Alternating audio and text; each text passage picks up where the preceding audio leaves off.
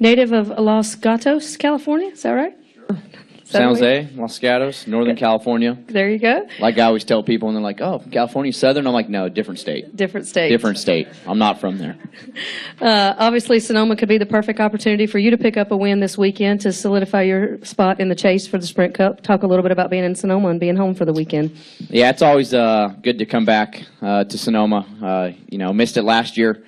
For a good reason. I was winning at Road America, so we'll just state that out there, But no, I miss being here, and being a home race for me, it's nice to see my family and some friends and all that, but it's, one of those things you got to kind of split up between doing your job and then just seeing all your friends and kind of hanging out and catching up. So, a good opportunity to try to get a win, but you can't put too much pressure on yourself getting here saying that this is the only race that we have a shot to win at. So, just kind of taking the weekend as it comes and really going from there step by step. So really proud of this team so far, where we've gotten.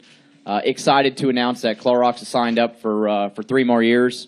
So that's good to have that on a race car and kind of get that solidified.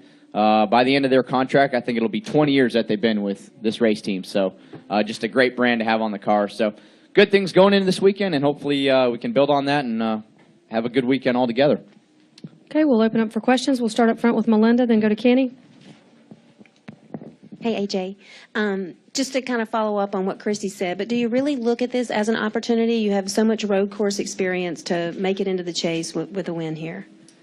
Yeah, I mean, I'd be lying if I said I didn't come in here with the mindset that we have a shot to win this thing. But at the same point, the Sprint Cup Series every weekend is so tough now, and it's, a lot different than 10, 15 years ago where I thought, you looked at the series and said, oh, maybe there's 5 or 8, maybe 10 guys at most that can win on a road course race. Now it's so deep, and everybody's gotten so good at road course racing in general. So, we tested here for 2 days, which was big because I felt like what we started here as the test, we'd have been way off if we would have came back and hadn't tested. So it was a good 2-day test. But like I said, I don't want to walk into this weekend saying, if we don't get this race, then it's a disappointment. We just got to come have a solid weekend. If we can run inside the top 10, good. And if we can be inside the top 5 and have a shot to win it, then it's a great weekend. And that's how I look at it.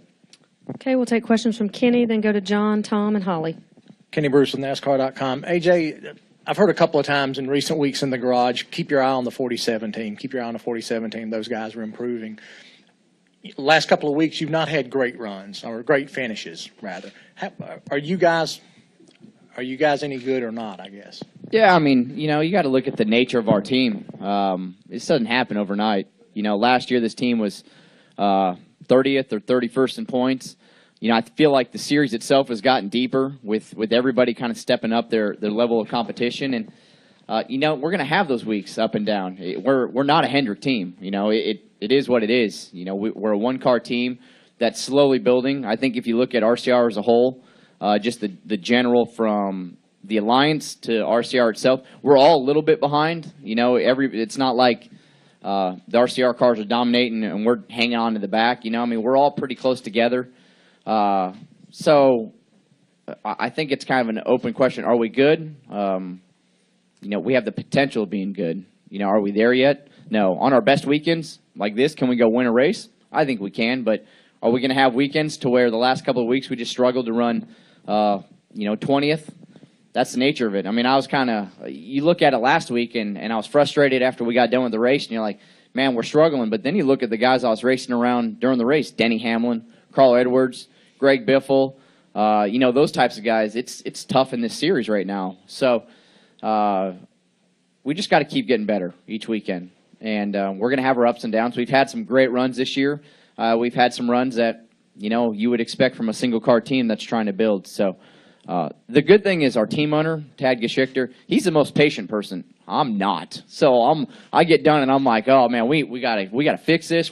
He's like, as he told me when we started this isn't a one weekend, a one race, a one-year thing. I'm in this team for a long-term period. So we just got to keep getting stronger together. Okay, we'll take our next question from John, then come back over to Tom.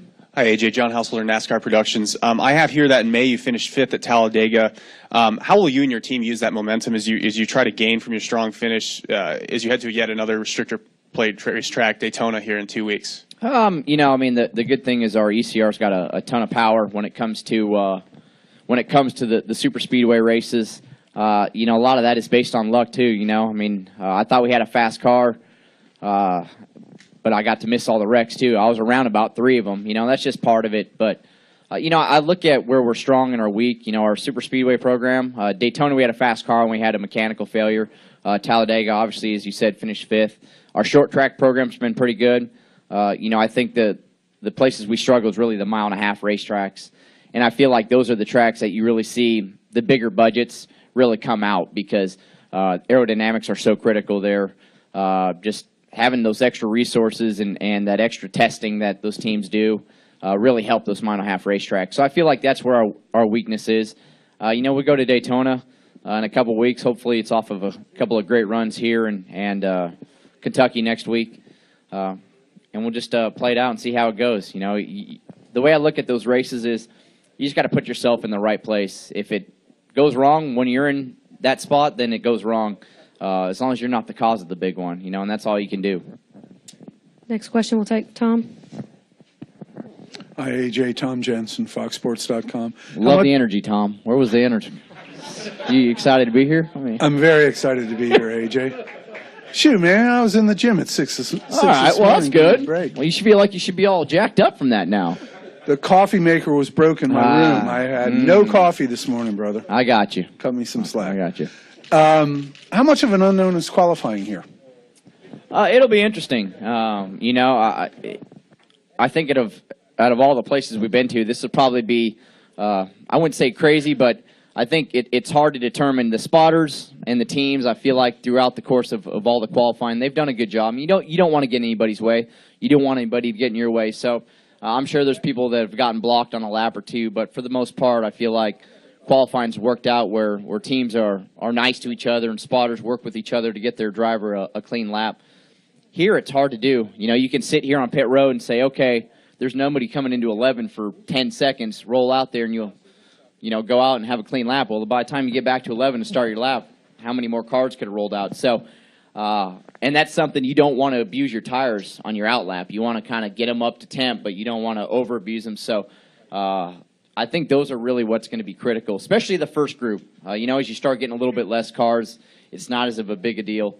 But the first group, you're going to have a lot of cars that maybe are on a cool-down lap or trying to get their tires in when somebody's on a hot lap. And it's hard to hide around here. I mean, you can't really hide and just get out of the way. So I think that's what will be the most critical. So, you know, hopefully we got good speed out in practice and we see that. And you just go out in that first group and you can nail a lap and then just sit and wait and let your tires cool down. So it'll definitely be interesting. Okay, we'll take our next question from Holly, then go upstairs and come back down for more questions here. Holly Kane, NASCAR.com. AJ, could you talk about, have you noticed the racing here getting more aggressive in the last few years, or is that just something we all talk about? What is the nature of that? I think just the competition level has stepped up. So it's not like you just, if you're fast, you kind of blister through the pack, and then you have a few guys you're racing. You know, you look at how deep the field is now on these road course races. I think that's why it's aggressive, because it's hard to pass. I mean, everybody's so close. And if you get kind of stuck in the back of the pack, it's hard to go anywhere. I mean, you look at Marcus last year at Watkins Glen, you know, he's leading the race, and pit strategy worked out where he restarted 20th, and it was hard for him to go anywhere, and he dominated that race. So it just shows how deep the field is. You know, especially around this place, it's so tight. The double file restarts are some of that, because it's not like before when it was single file, you know, everybody was kind of in line, and then if you made a pass, you made a pass. You know, you go through these first how many corners side by side, and that's when you can really make your most time. So it's definitely gotten more aggressive, and I think the competition level's just gotten higher, and that's what kind of relates to everybody being so aggressive. And also around this place, your fenders don't matter as much as Watkins Glen, so people seem to use them up a little bit more. Okay, we'll go upstairs. Are there any questions? Dustin Long, MRN.com. Like God's talking up there. What's going on? Yes, AJ, do as I say. AJ, can you talk about what is the biggest challenge at this course for you, and what is that? Why is that part challenging? Whether it's a particular part of the course or if it's the restarts or something else. What's the biggest challenge here? The biggest thing to me is just saving your rear tires. That's something that this place, especially with how much horsepower these cars have now, just be able to save your rear tires. And I think you've seen in these races the person that's able to have better forward drive as the run goes on. The first few laps, the tires got a lot of grip. Everybody's kind of getting after it. But after about 5, 6, 7 laps, the rear tires really start to go off. And you see the cars that have better forward and lateral bite through the S's and off of 11 here. Those are the good cars. So in practice, it's really focusing on getting good forward drive, saving the rear tires. Then in the race, when you're behind somebody, that's really the critical thing, is to not fall into their tempo and their mistakes. And using your car up more, trying to get around them. It's real easy to see a guy make a mistake or just trying to be aggressive, and you quickly burn your rear tires off, and then you're done the rest of the stint. So, I think that's what everybody works on here, and that's what they focus on, is trying to get the forward drive. And if you don't have that, you're not going to win the race. So it's the most critical part of this racetrack to me. Okay, we're running tight on time. Final two. You guys say today, when you go back to Los Gatos or San Jose or wherever your friends and family are, do you cruise around your hometown? Like, do you go by your old school? Like, what do you do when you? I hated high school, so I definitely don't go back to high school. My goal of high school was just getting through it. I had to have a 3.0 to make sure I got through it so I could race every weekend, and that was it. I made the mistake one time. It was during the winter. I always found my grades going into the winter were better because I wasn't got a 4.0. My mom's like, oh, okay. So I see now. But no, I don't go back to high school. I wouldn't even say I rolled through my old town. Nobody really knows me, so that's the way I like it. If I sneak under the radar and nobody really knows me, that's my happiest moment. So I actually don't get back much. I'm fortunate enough that my parents come to a lot of the races. I would say they come to all the West Coast races. They still live in Hollister, and they at least come to probably 10 or 12 races. So I only come back really for Christmas. Okay, final question, Steve. By the way, don't listen to Dustin. God wouldn't have broken his leg or foot. Yeah. Wow. I'm going to leave that one alone. You just talk about Kentucky, the characteristics of that racetrack, and what are the challenges of Kentucky Speedway? Yeah, it's definitely, I think, the most unique mile-and-a-half racetrack that we have. It's definitely bumpy. It's kind of wavy. It's not like hard, harsh bumps, but there are a lot of waves in the racetrack. And I think 1 and 2 is way different than 3 and 4, how you drive them. So it's unique. It makes it a lot of fun. There's not a ton of grip on the racetrack, so I think that's why we see such good racing there. The line kind of moves out and the tires go off. But it's a tough place to set your car up for. So, and it's one of those weekends, if the weather's right, where you practice during the day and then you go into the night, and it makes it critical to try to guess what the setup's going to do as you go into the nighttime. But it's a fun racetrack. And, I never got to really run a lot of trucks or nationwide there. I didn't do any races, only tested there a little bit. So it's been a lot of fun when we've raced there.